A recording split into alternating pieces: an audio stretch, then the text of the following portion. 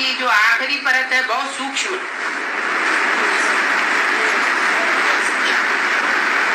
उसको कहते हैं ओज, ओन।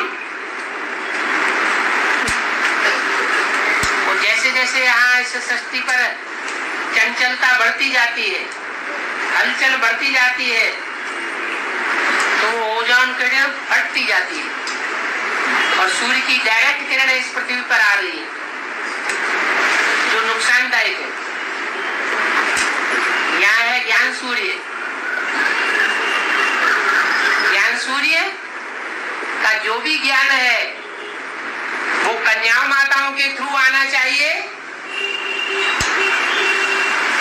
या पुरुषों के थ्रू आना चाहिए। बाबा ने मुरली में क्या सुनाया? ज्ञान कन्या माताओं के मुख से अच्छा लगता है,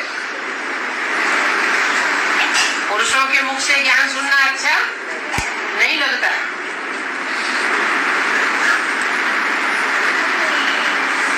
क्यों नहीं लगता?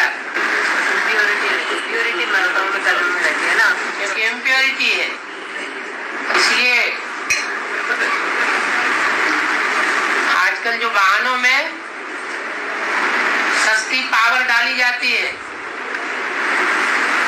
वो कौन सी है? क्या नाम है उसका? है सस्ता रोवे बार बार और महंगा रोवे एक बार। सस्ती पावर कौन सी है? और वाहनों में जो महंगी पावर डाली जाती है वो कौन सी है? अरे डीजल सस्ती पावर है और जो महंगा है पेट्रोल, वो इंजन को खराब नहीं करता ज्यादा।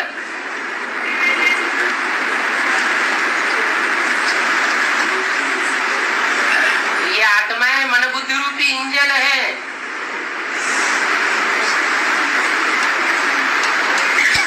कन्याओं माताओं के द्वारा ज्ञान सुनाया जाएगा तो इंजन साफ बने रहेंगे।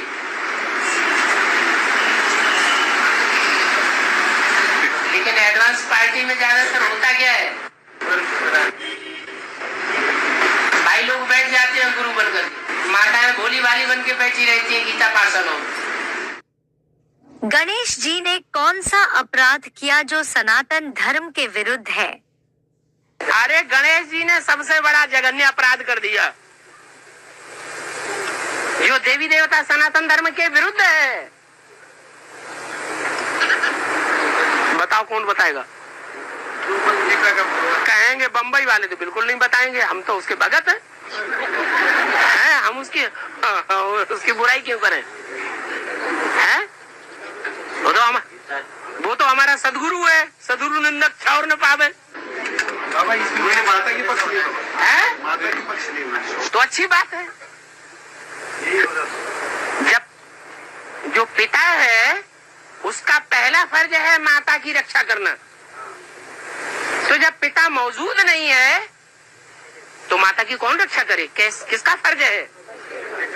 जो बाप का फर्ज है, तो बच्चे का फर्ज। उसने कोई गलत काम तो नहीं किया, ये तो हर बच्चे को करना चाहिए, ये खराब बात नहीं है। वो बात बताओ जो गणेश जी के जीवन में देवी देवता सनातन धर्म के विरुद्ध साबित होती है? गीता का भगवान कहाँ से घुस पड़ा है?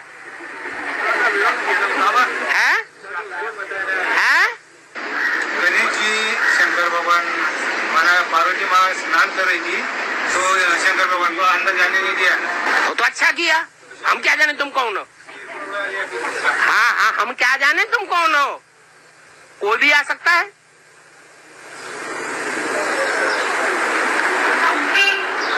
हाँ, जघन्य अपराध ये हुआ देवी देवता सनातन धर्म के विरुद्ध कि गणेश जी ने माता पिता के लोक को त्याग करके अलग गणेश लोक बना लिया और वहां रहने लगे।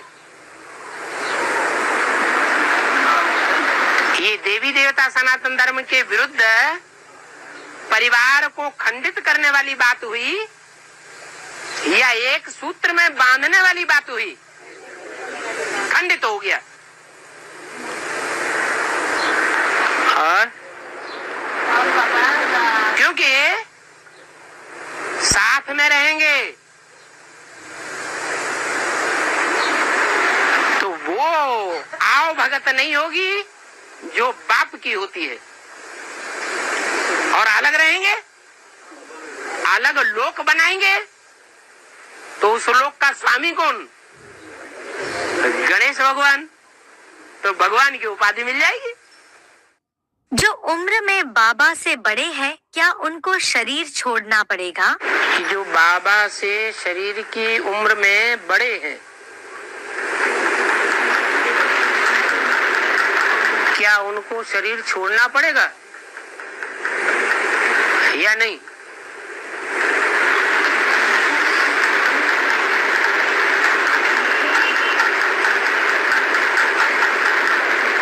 क्या जवाब होगा? है? अगर छोड़ना पड़ेगा तो कारण है भक्ति मार्ग के। क्यों? जो शरीर में बड़े हैं क्या ज्ञान में होशियार नहीं हो सकते? जो शरीर में बड़े हैं, उम्र में ज्यादा हैं, वो ज्ञान में होशियार नहीं हो सकते? क्या ये नहीं हो सकता कि वो आत्माएं जो शरीर में इस जन्म में राम वाली आत्मा से ज्यादा बड़ी हैं, वो पूर्व जन्मों में जन्म जन्मांतर राम वाली आत्मा के साथ रही हो और साथ रहने के कारण उनमें ज्ञान के संस्कार ज्यादा भरे हुए हों? नहीं हो सकता। तो फिर क्यों शरीर छोड़ेंगे?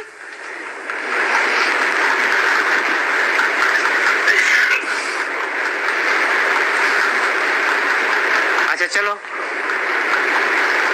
नहीं शरीर छोड़ेंगी। फिर जो कहते हैं कि राम वाली आत्मा से जो शरीर शारीरिक उम्र में बड़े हैं उनको शरीर छोड़ना पड़ेगा, तो इसका कोई कारण तो निकालना चाहिए।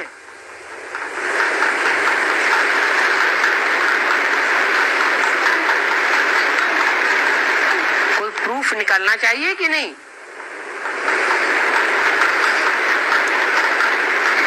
जैसे इस बात का प्रूफ निकला कि राम वाली आत्मा से कोई उम्र में बड़े हैं, लेकिन पूर्व जन्म के जन्मों के हिसाब से राम वाली आत्मा के साथ उनका ज्यादा संग रहा है अनेक जन्मों का, तो इस आखिरी प्रैक्टिकल जीवन में भी उनमें ज्ञान के संस्कार ज्यादा ही होंगे।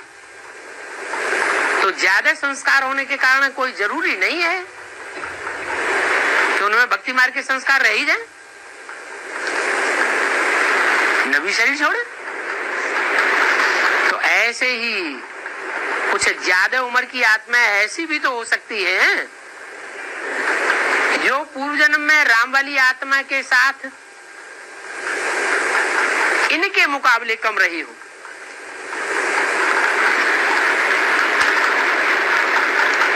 राम वाली आत्मा के साथ कम जन्म बिताए हो, कम संग का रंग लिया हो, कृष्ण वाली आत्मा के साथ संग का रंग जास्ती लिया हो, तो भक्ति कुमार संस्कार उनमें ज्यादा होंगे या कम होंगे? हैं? जब भक्ति कुमार संस्कार ज्यादा होंगे, ज्यादा संस्कार होने के कारण फिर उनको शरीर छोड़ना पड़ सकता है। तो दोनों ही बातें हो सकती हैं। एडवांस में ऐसे भी हो सकते हैं जो ज्यादा उम्र वाले भी शरीर छोड़ सकते हैं और शरीर न भी छोड़ सकते हैं। कन्या माताएं पवित्र होते हुए भी ज्ञान को पहले क्यों उठाती हैं? कन्याएं माताएं पहले ज्ञान में चल पड़ती हैं या पुरुष पहले निकल पड़ते हैं? कन्याएं माताएं जास्ती ज्ञान में पहले निकलती हैं। पहले वो क्यों निकलती है? उनमें तो धारणा ज्यादा होती है, उनको बाद में निकलना चाहिए तो भी चलेगा।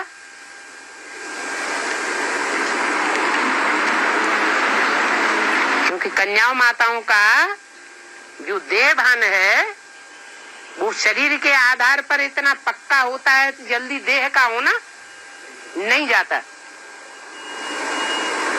इसलिए बीज रूप स्टेज में टिकना थोड़ा मुश्किल होता है। और भाइयों को आसान होता है। तो यहाँ भी ऐसे ही है, वो हद की बात है, ये बेहद की बात है। जो है ही सृष्टि के बीज, उन बीजों को बीज रूप स्टेज में टिकने की अगर पक्की प्रैक्टिस हो जाए तो सारा काम आनन फानन में बड़ी जल्दी संपन्न कर लेंगे। वाइब्रेशन से ही सारी दुनिया का चेंज परिवर्तन हो जाएगा। वाचा की और कर्मेंद्रियों की भाग दौड़ की इतनी जरूरत ही नहीं। तन मन और धन में से किससे की गई सेवा अधिक श्रेष्ठ है? तन मन धन इन तीनों में तन लगाने से ज्यादा भाग्य बनता है या तन लगाने से ज्यादा भाग्य बनता है या मन लगाने से ज्यादा भाग्य बनता है? इन तीनों में किस चीज से ज्यादा भाग्य बनता है? तन भी सतो प्रदान, रजो प्रदान और तमो प्रदान हो सकता है।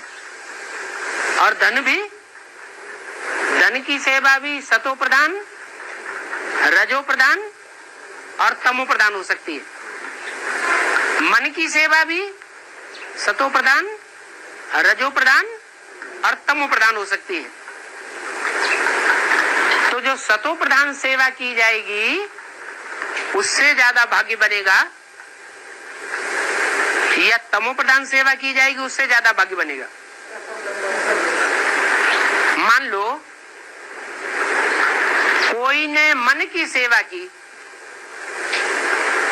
और तमो प्रधान सेवा की,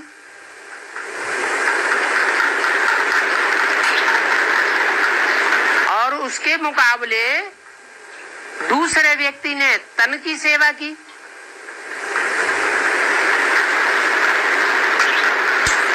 और सतो प्रधान सेवा की, गालियां भी सुनी और सेवा का भाव भी रखा। जिसकी सेवा की उसके प्रति सेवा की भावना भी ऐसी भावना रखी जैसे हम भगवान की सेवा कर रहे हैं। मनसा सेवा पावरफुल मानी जाती है, अति सूक्ष्म होती है। तन की सेवा स्थूल मानी जाती है।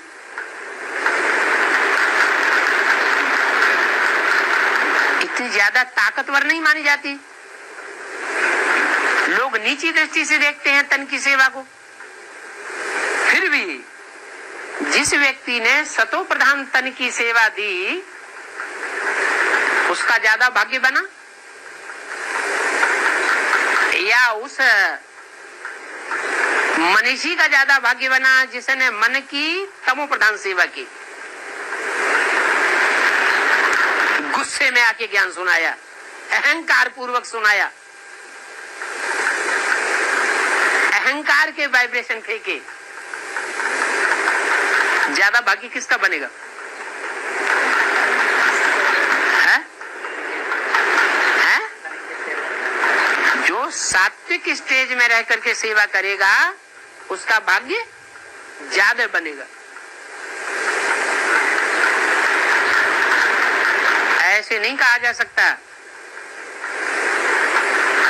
कि तन की सेवा का ही ज्यादा मूल्य है या मन की सेवा का ही ज्यादा मूल्य है। स्टेज की बात है। जो भी सेवा की वो कौन सी स्टेज में रह करके सेवा की। कुछ स्थानों पर शिवलिंग को गड्ढे में क्यों दिखाया है? शिवलिंग को कहीं कहीं गड्ढे में दिखाते हैं और उस पर बूंद है। शिवलिंग को कहीं कहीं गड्ढे में दिखाते हैं, कहीं कहीं। हाँ। हाँ। और उस पर बूंद बूंद जल टपकता रहता है और उस पर पर बूंद बूंद जल टपकता रहता है। हाँ, तो अब प्रश्न तो करो, ये तो भक्ति मार्ग की बात बता दी कि शिवलिंग को गड्ढे में दिखाते हैं, जलाधारी में दिखाते हैं और उस पर बूंद बूंद जल टपकता रहता है, ये दूसरी बात हुई। तो दोनों में से किस बात को क्या क्लियर करना है?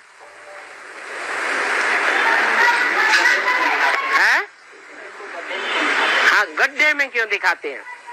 गड्ढे में इसलिए दिखाते हैं कि और जितने भी देवताएं हैं उनकी और इंद्रियां पूजी जाती हैं। नयन कमल कहेंगे, कमल नेत्र कहेंगे, कमल मुख कहेंगे, कमल हस्त कहेंगे, कमल पाद कहेंगे, कमल के साथ उनकी उपमा की जाती है। कमल फूलों का राजा माना जाता है, लेकिन एक शिव ही ऐसा है जिसकी और इंद्रियां नहीं पूजी जाती हैं इतनी जितना लिंग पूजा जाता है। ये लिंग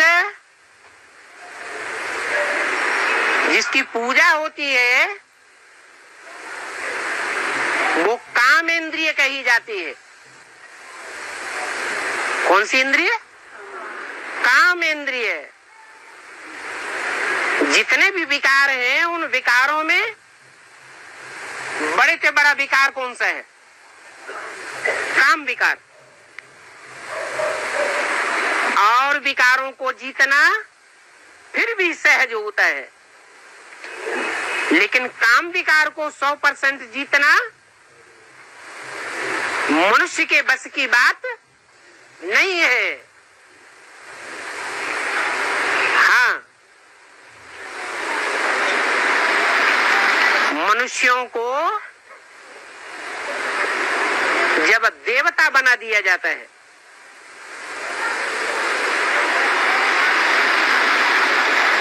तो बनाने वाला ज्यादा पावरफुल या देवता बनने वाले ज्यादा पावरफुल?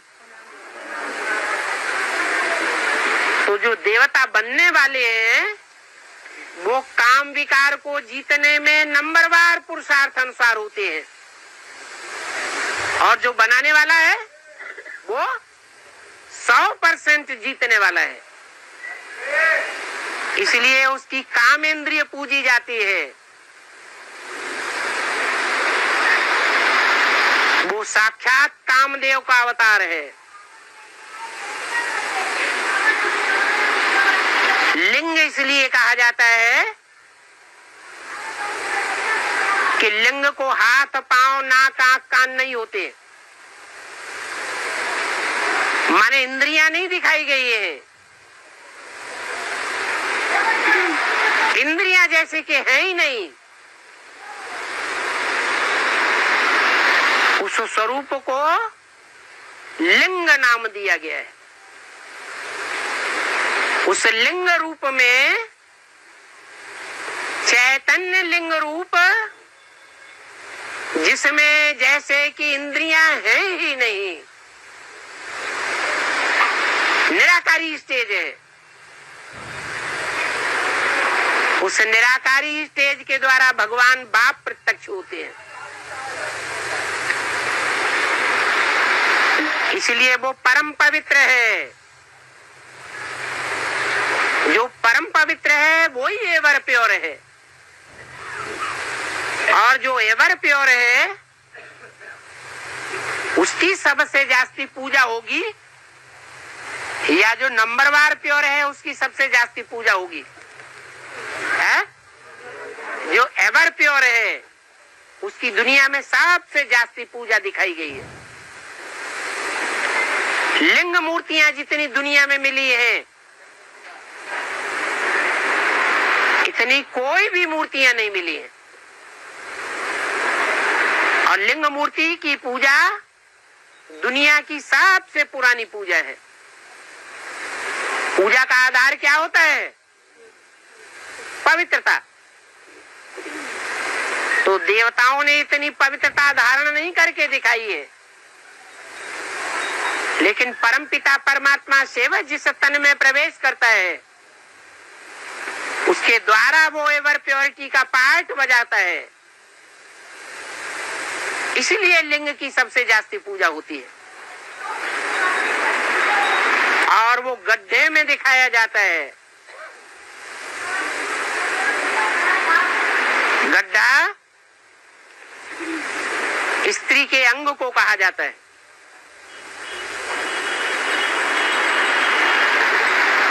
ये ऐसा गड्ढा है जिसके संग के रंग में आकर के एक के सिवाय कोई भी 100% काम जीत नहीं बन सका।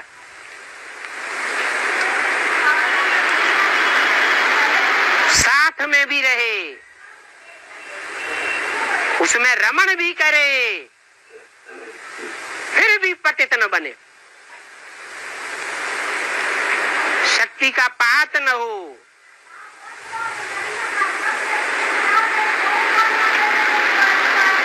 ऐसी स्टेज जो बनाई गई है उसकी यादगार है जलाधारी और लिंग। इसलिए गड्ढे में दिखाया जाता है। अपने खजाने की सुरक्षा के लिए उसे जमीन में गाड़ना क्या सही है? हद और बेहद में जानिए। अभी जो दिखा रहे हैं कि उस टाइम मंदिर में जो खजाना निकला था, तो वो बेहद में कैसे लागू होगा? मतलब बेहद में कभी मिलेगा कैसे? वो पता चला घर वालों को पता तुम पूरा दिन खाते हैं तो क्या है, तो ये आप बेहद में कैसे लागू? वो खजाना किसकी परंपरा में निकला है? जो खजाना निकला है वो खजाना किसने दबा के रखा है? अरे कौन से राजा की बात है? वो पूरी बात पढ़ी नहीं अखबार में। पद्मनाभ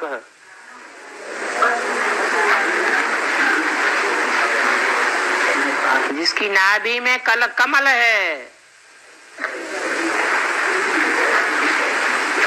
किसकी नाभि में कमल फूल दिखाते हैं? हैं? विष्णु। कौन बनता है विष्णु? है ब्रह्मा सो विष्णु बनता है।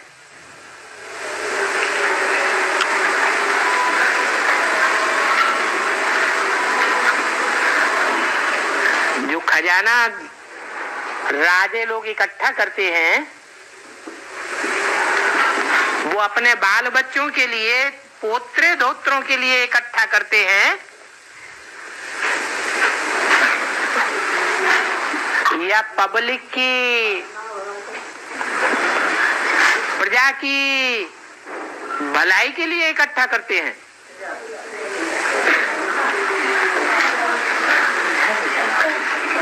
तो प्रजा की भलाई होनी चाहिए। जमीन में गाड़ करके रख देने से प्रजा की भलाई होगी क्या? है? यज्ञ के आदि में क्या किया?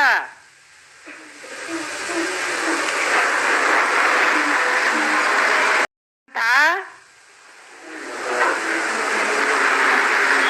जो पीयू बाप से मिला था उसकी क्या दुर्दशा कर दी है? जमीन में गाड़ के रख दिया।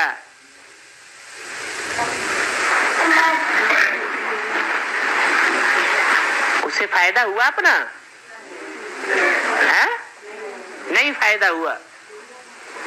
जैसे सच्चाई को दबाई दिया,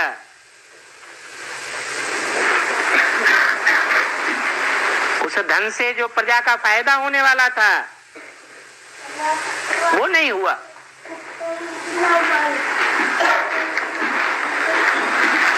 तो ये मूढ़ गुणमती राजाओं का काम है या पारस बुद्धि राजाओं का काम है?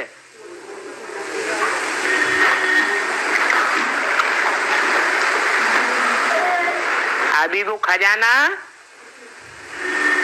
बाहर आ रहा है